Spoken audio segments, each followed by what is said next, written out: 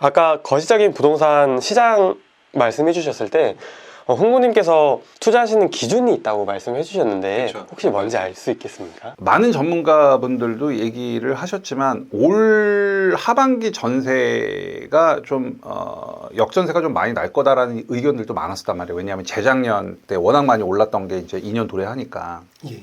근데 실제 전세가는 지금 오르고 있죠. 그러니까 저는 앞으로 집값이 오를 거다 떨어질 거다라고 예측하는 거를 저는 개인적으로 좀 무의미하다고 생각을 하고, 그거를 맞출 수는 없다, 신의 영역이다라고 생각을 해요. 그래서 저는 어떻게 투자를 하냐 하면 지금 현재 가치를 봐요. 아파트 15억짜리 아파트가 있어요, 신축. 그런데 마스터키님한테만 누가 10억에 판대. 사실 거예요, 안 사실 거예요? 바로 살 겁니다. 바로 사죠. 그 개념인 거예요. 저는 어차피 도시정비 사업을 투자를 주로 하는 사람이고, 재건축 쪽은 안 보고 저는 재개발 쪽에 투자를 많이 해왔고, 지금도 그쪽에 되게 많이 관심을 가져요. 재건축보다는 재개발 쪽에 더 많이 에너지를 쏟는 이유는, 일단 아파트 가격이 막 올라요. 그럼 재개발, 재건축도 같이 오르죠. 이 재개발, 재건축은 신축이 될 거라는 기대감이라는 게 있죠. 그렇기 때문에 얘가 신축으로 딱 변모를 하면 일반 아파트보다 마진이 훨씬 커요. 네, 그걸 우리는 개발이익이라고 하죠. 재개발, 재건축에는 개발이익이라는 게 항상 담겨 있죠. 그러면 일반 아파트를 내가 투자했을 때는 예를 들어서 10억짜리 아파트가 13억으로 오르면 일반적인 부동산 상승분에 대한 내가 3억을 먹지만, 재개발, 재건축을 투자를 하게 되면은 그렇게 일반적으로 오르는 상승분 외에다가 개발이익이라는 걸 먹게 되는데, 이 재건축은 이 개발이익에 대한 세금을 내죠. 재건축 초과이익 환수제죠. 3천만 원 이상에서 1억 이상으로 윤석열 정부 들어서서 개정하겠다 그랬는데 아직 안 되고 있죠. 그럼 결국은 개발이익이 1억보다 더 크게 났을 경우는 최대 50%를 내가 세금으로 내야 된단 말이죠. 재건축 초과이익 환수제로. 그러면 내가 재개발, 재건축을 투자하는 이유는 개발이익 먹기 위해서예요. 그러면 주거환경을 개선하는 사업이 망할 수도 있어요, 없어요? 있죠. 수없이 많은 재개발 구역이 엎어졌었잖아요. 지난 하락장에 300군데가 넘는 곳이 엎어졌죠. 그런 리스크가 있단 말이에요. 그러면 나는 그런 리스크를 지으면서 단순히 일반적인 부동산 시장에 올라가는 수익만 얻어낼 거라면 재개발, 재건축에 투자할 이유가 없어요.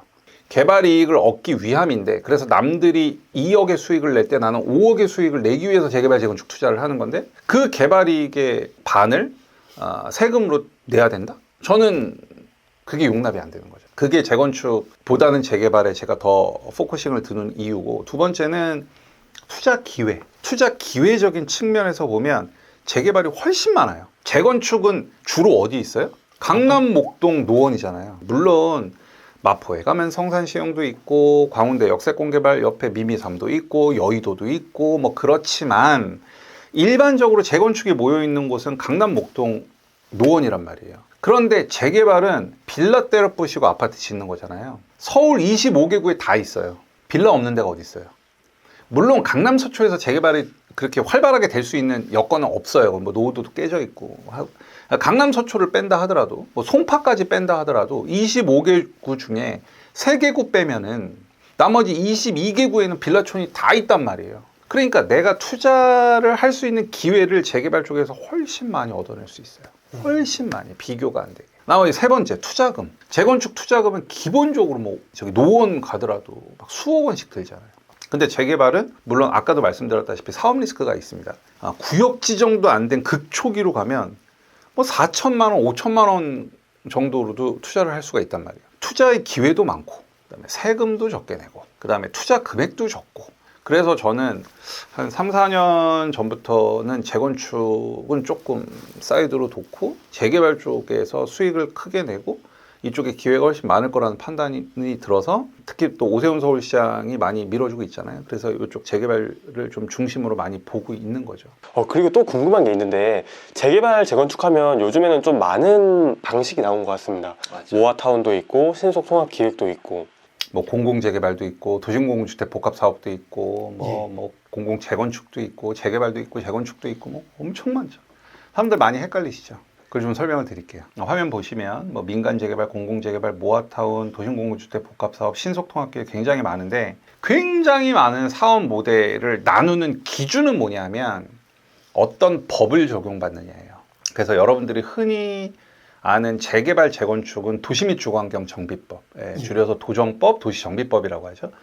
그 법의 적용을 받아서 진행되는 사업은 재개발 재건축이고요. 가장 오른쪽에 있는 도심공공주택 복합사업 한번 볼게요. 이 도심공공주택 복합사업이랑 이사대책이랑 3080 플러스는 다 똑같은 말이에요. 그러니까 김현미 국토부 장관 시절에 서울의 주택 공급이 부족하다는 걸 인정을 했고, 그 다음에 변창흠 국토부 장관이 취임을 해서 가장 먼저 내놓은 주택 공급 방안 중에 하나였어요, 이게. 근데 그 발표일이 2월 4일이었어요. 예. 2월 4일 날 발표가 되다 보니까 이사대책이라고 했고, 그 발표한 보도자료의 원문의 제목이 3080 플러스 대도시권 주택 공급 방안이었어요. 주택을 공급할 수 있는 방법에 대해서 여러 가지가 설명이 되어 있는데 그 중에 하나가 도심공공주택 복합사업이었어요. 근데 이거는 현실적으로 우리가 지금 여기 투자하면 안 돼요. 왜냐하면 21년 6월 29일 이후에 이런 구역에 가서 매매를 하는 경우는 다 현금 청산이거든요. 아까 말씀드렸다시피 이러한 사업 모델은 법으로 적용을 받는다고 했죠. 얘는 도시및 주거환경 정비법이 적용되는 게 아니라 이 사업은 법이 없어요.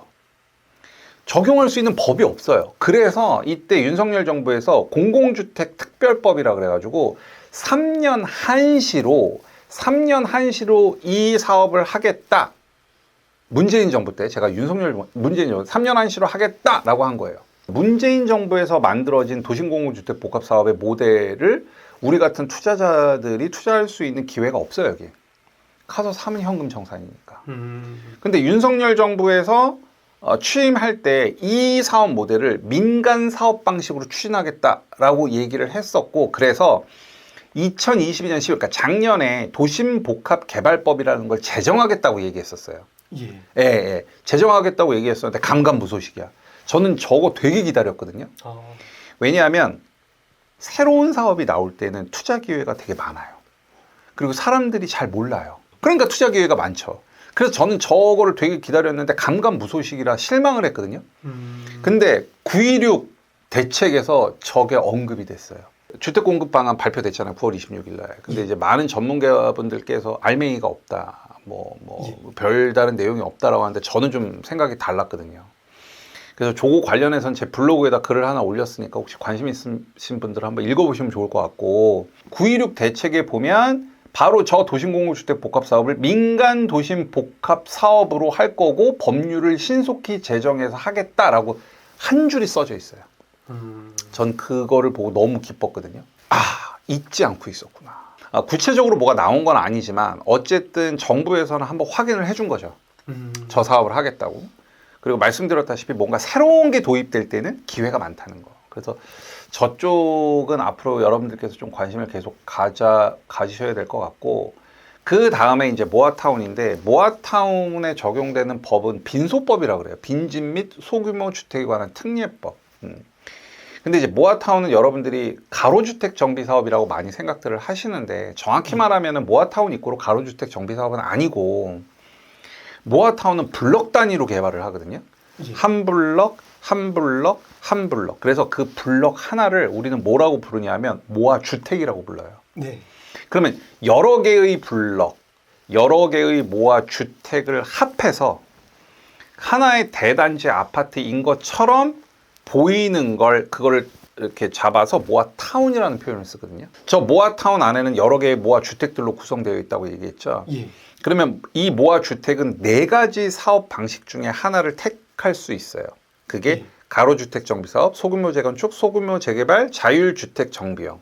그래서 요건에 맞게 이 4가지 중에 하나의 사업 모델을 결정을 해서 사업을 진행을 하면 되는 거예요. 대부분의 사람들이 지금 가로주택 정비사업을 선택하고 있죠.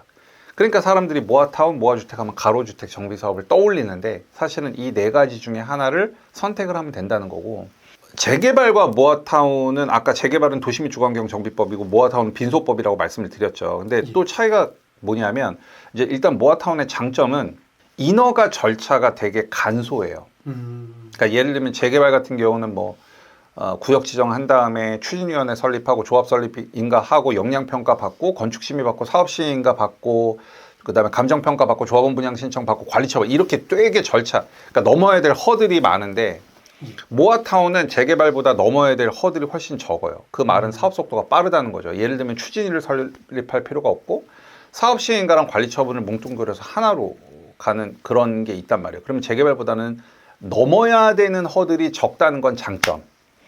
그런데 단점은 뭐냐면 아까 말씀드렸다시피 이 블럭 단위로 개발이 되다 보니까 이 블럭 하나가 조합이에요. 모아타운 안에 예를 들어 5개의 모아 주택이 있다. 그럼 조합장도 5명. 그럼 이 조합장에 속해 있는 조합원들도 다 지하 주차장도 공유를 하고 뭐 이러한 것들이 있거든요. 그러면 이 5개의 조합이 협의가 잘 돼야 되거든요. 근데 과연 그럴 것이냐에 대해서는 저는 퀘스천이에요.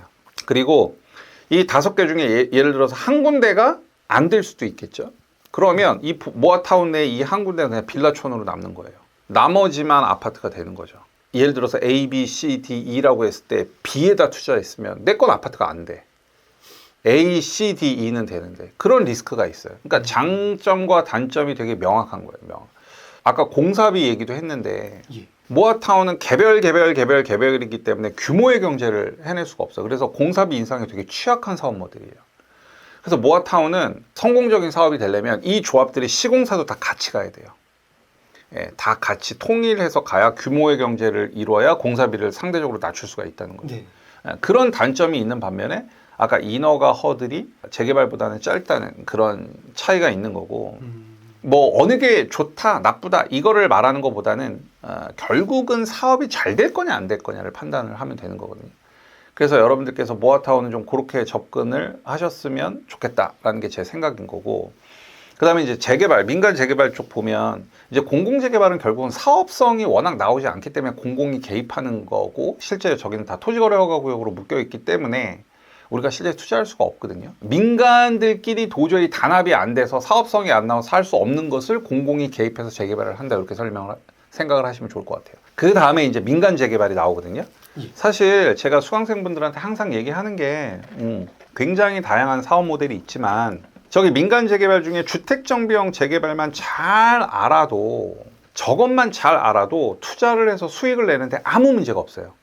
왜냐하면 여러분들이 너무나 잘 아는 거의 대부분의 재개발이 민간 재개발 중에 주택정비형 재개발이에요. 예를 들어 노량진 뉴타운, 흑석, 부가연, 한남, 성수, 가련, 청량리, 거여, 마천, 이문, 휘경, 상계, 장위, 수색, 증산, 가재울 다 민간 재개발 중에 주택정비형 재개발이에요. 막 너저분하게 많은 거를 다 이해하려는 것보다는 그냥 민간 재개발 중에 주택정비형 재개발만 제대로 파서 공부를 하면, 그래서 저거를 제대로 알면 그 다음에 다른 사업 모델로 이렇게 확장시켜 나가는 건 되게 쉬워요. 민간 재개발 중에 보면 주택정비형 재개발 말고 도시정비형 재개발이라고 있죠. 저 도시정비형 재개발은 뭐냐면 우리가 흔히 말하는 역세권 시프트예요. 옛날에 저걸 도시환경 정비 사업이라고 불렀는데 용어가 바뀌었어요. 도시정비형 재개발로.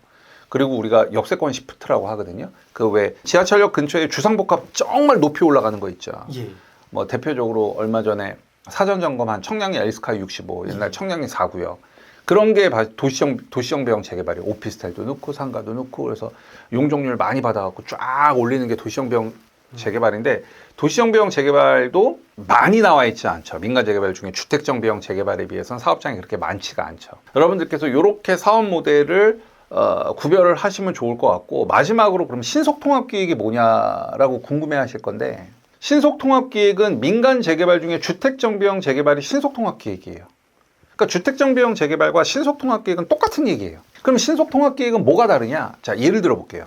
마스터키님이랑 저랑 어떤 회사를 다니는데 둘 다 똑같이 영업부서에 있어요. 저는 잘대리, 잘 사는 흥부니까 잘대리, 여긴 마대리. 근데 회사에서 내년도 매출을 증가시키기 위한 방법을 갖고 오라는 미션이 떨어졌어요. 전 흥대리 할게요, 흥대리. 흥대리도 매출 증대 방안에 보고서를 막 써.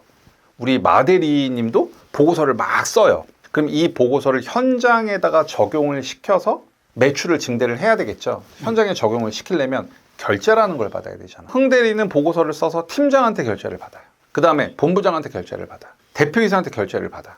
그래서 모든 결제가 다 나야 그거를 현장에 적용을 해서 매출을 올릴 거 아니에요. 근데 마대리님한테는 프리패스 카드가 있어. 그냥 대표이사 직속이야. 그러니까 마대리님은 팀장님한테 보고할 필요도 없고 본부장님한테 결제를 받을 필요도 없고 그냥 다이렉트로 대표이사한테 가서 결제를 받으면 바로 현장에 적용할 수 있는 거죠. 이 우리 회사의 매출을 올리기 위한 그 본질은 똑같아요. 예. 하지만 흥부는 결제를 3번 받아야 되는데 마스터키님은 결제를 1번만 받아도 돼요. 그럼 어디가 빠르겠어요? 대림이 훨씬 빠른 거죠, 마대림이. 예. 그게 신속통합기획이에요. 음. 주택정비용 재개발, 우리가 막 흐린 노량진 이런 것들은 결제를 많이 받아야 돼요. 결제를 많이 받아야 되는데 마스터키님은 결제를 그렇게 굳이 받을 필요 없어. 그냥 그게 신속통합기획이에요. 지금까지 말씀해 주셨던 여러 가지 정비 사업이 있는데 이 사업들의 전망을 알 수 있을까요? 전망을 제가 좀 말씀드릴게요. 민간 재개발 신속통합기획 이쪽을 좀 중점적으로 말씀을 드려볼게요. 제가 다음 주죠. 다음 주에 행꿈사에서 특강을 하거든요. 특강의 메인이기도 하고 해서 말씀을 좀 드릴게요. 지금 오세훈 서울시장이 신속통합기획지를 막 지정을 해주고 있잖아요. 예. 22년도 12월 28일 날 21군데가 나왔고, 그다음에 작년 12월 30일 날 25군데가 나왔고, 그 이후에 공모 방식을 연일의 공모 방식에서 수시 접수로 바뀌면서 지금 3군데 정도가 선정이 돼서 나왔단 말이에요. 물론 지금 모아도 선정이 나오고 있고요. 많은 분들께서 과연 이 사업들이 잘 될 거냐라고 우려도 하시고 걱정도 하시는데, 저는 개인적으로 과거 1, 2, 3차 뉴타운 때랑 비교를 하면 지금 이 사업 모델이 훨씬 속도도 빠르고 잘 될 거라고 봐요. 물론 지금 선정되는 신속통합기획이 100% 다 주거환경이 개선되는 사업으로 완성될 거라고 생각은 하지 않아요. 분명히 가다가 중간에 빠그러지는 사업장도 나올 거예요. 분명히 나올 건데, 과거보다는 성공률이 높다라고 생각하는 건, 우리가 과거를 보면 1차 뉴타운이 2002년도에 1차 뉴타운 지정이 됐고, 그게 이제 은평 기름 왕십리였어요. 그리고 2003년도, 그러니까 이명박 전 서울시장 때죠. 그 다음에 2003년도에 2차 뉴타운이 막 지정이 됐죠. 우리가 대표적으로 알고 있는 뭐 한남 뉴타운, 노량진 뉴타운, 그 다음에 돈이문 뉴타운, 경희궁 자인, 아현 뉴타운, 마포레미안 푸르지오, 뭐 그다음에 2005년부터 2008년까지 이명박 오세훈 서울시장의 3차 뉴타운, 뭐 부가현, 흑서, 거여, 마천, 장위, 상계 이런 데가. 근데 그때 당시의 뉴타운은 서울시에서 주민들의 의견을 안 물어봤어요. 그냥 자기들끼리 해갖고 다음날 팍 발표를 해버렸단 말이에요. 그러니까 재개발을 원하는 주민들도 있지만 재개발을 원하지 않는 주민들도 분명히 있단 말이에요. 주민들과의 합의 없이 재개발을 밀어붙였던 거죠. 너희 재개발해. 반발심도 당연히 커지죠. 그런데 이번에 신속통합기획을 보면 그때랑 가장 큰 차이는 뭐냐면 주민들의 동의를 구해요. 그러니까 옛날엔 탑다운이었으면 지금은 바텀업이에요. 아무리 노후저층 주거지라 하더라도 주민들이 원하지 않는 곳은 안 해줘요. 주민들이 원하죠. 적극적인 행정 지원이 있죠. 그러면 안 될 이유가 없는 거예요. 적어도 과거 뉴타운 때보다는 지금 신속통합기획이 성공할 확률이 저는 높다라고 생각을 해요. 그래서 여러분들께서 상대적인 소액으로 내가 서울에 내 집 마련을 하거나 투자 수익을 내고자 하신다면 이 신속통합기획은 여러분들께서 꼭 관심을 가지고 공부를 좀 하셔주셨으면 하고 말씀을 드리는 거고, 21년 12월 28일 날 21곳이 선정이 됐고 작년 12월 30일 날 25곳이 선정이 됐는데 토탈 46곳이 아무데나 선정된 게 아니에요. 서울시에서 그렇게 선정하는 데에는 어떤 규칙적인 패턴이라는 게 있어요. 그러면 우리가 46곳이 어떤 패턴에 의해서 선정이 됐는지를 그 패턴을 읽어낼 수 있으면 앞으로 어디가 나올지를 예상할 수 있겠죠. 그 패턴을 제가 다 알려드릴 거예요. 네, 다음 주 강의 때 그 패턴 46곳이 왜 여기가 될 수밖에 없었는지를 알려드릴 거고, 그래서 이런 곳을 보셔야 된다는 거를 제가 다 알려드릴 거거든요. 그래서 시간이 되시면 여러분들께서 꼭 한번 강의를 들어보셨으면 좋겠고, 재개발이 지정될 만한 위치라고 한다면 아직 초기이기 때문에 대부분 빌라나 단독주택일 거고 그 프리미엄도 없을 거고, 그러면 굉장히 가격이 낮을 거라고 생각이 돼요. 당연히 낮죠. 그러면 정말 소액으로도 투자를 할 수 있고, 이게 구역 지정만 되더라도 꽤 많이 가격이 오를 것 같은데 네. 정말 소액 투자를 원하시는 분들께 최적화되어 있는 그런 강의라고 생각이 됩니다. 작년에 제가 서울에 빌라를 3개 샀어요. 많이 사진 않았죠. 뭐 몇십 개씩 사는 사람들도 계시는데, 그 3개 중에 2군데는 작년에 신속통합기획으로 선정이 됐고, 와. 가격이 당연히 올랐겠죠. 한 1억 5천, 2억씩은 올랐고, 그 다음에 한 군데는 서울시에서 떨어졌어요. 자치구청은 통과를 했는데 서울시에 올라가서 떨어졌고, 이번에 수시 접수로 바뀌어서 개인적으로 위원장님을 좀 잘 알겠죠. 그 위원장님이랑 이렇게 얘기를 해서 얼마 전에 접수를 했어요. 아, 예, 자치구청에 접수했고 그게 서울시로 올라갔어요. 그래서 지금 우리 결과를 기다리고 있거든요. 조마조마합니다. 신속통합계획으로 선정될 수 있도록 기도 좀 해주십시오. 저도 같이 기도하겠습니다. 네, 좀 부탁드리겠습니다. 와, 정말 대단하십니다. 3개를 구매하셨는데 2개는 이미 됐고 하나는 이제 곧 결정을 앞두고 있는. 만약에 되면은 예. 이제 성공률이 100%가 되는 거고 와, 그 외에 제가 요즘에 조금 관심 있는 곳들이 한 2-3군데 있어서 열심히 쫓아다니면서 보고 있습니다. 3개의 물건을 투자하셨다고 하셨는데 투자비가 초기라서 많이 들지는 않았을 거라고 생각이 돼요. 3개 다 해서 평균 갭이 5천만 원이에요. 와, 그러니까 세 채 사는데 갭이 제일 작았던 게 갭이 3,600. 그리고 이제 제일 조금 컸던 게 한 6천 정도 되는 것 같아요. 그렇게 해서 평균 갭 5천에 세 채니까 1억 5천이잖아요. 근데 예. 이미 2군데가 선정이 되면서 제 투자 금액, 물론 매도를 하지 않았기 때문에 통장에 이익이 꽂히진 않았지만 그래도 시세라는 게 있으니까. 예.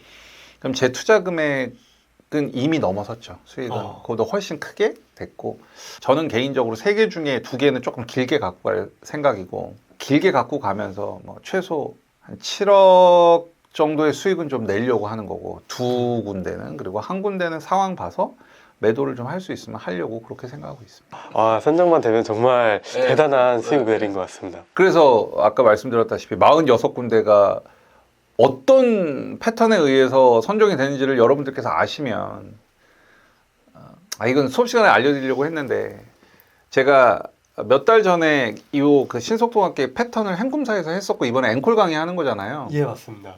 그때 제가 강의할 때 이런 데를 가보셔야 되는 거예요. 이런 데를 이 도심 한복판에 이렇게 남아 있겠습니까? 라고 했던 곳이 이번에 됐어요. 수시 접수한 거, 그 마포. 그게 제가 아마 제 강의 영상 보시는 분 중에 제 강의 들으셨던 분들 분명히 기억하실 거예요. 한번 교재 찾아보세요. 그걸 제가 했던 데가 이번에 됐죠. 뿐만 아니라 이번에 모아로 선정된 곳들도 있죠. 거기도 제가 그 모아타운 선정된 곳들 중에 이쪽은 좀 관심을 가지세요 했던 것들이 또 됐죠.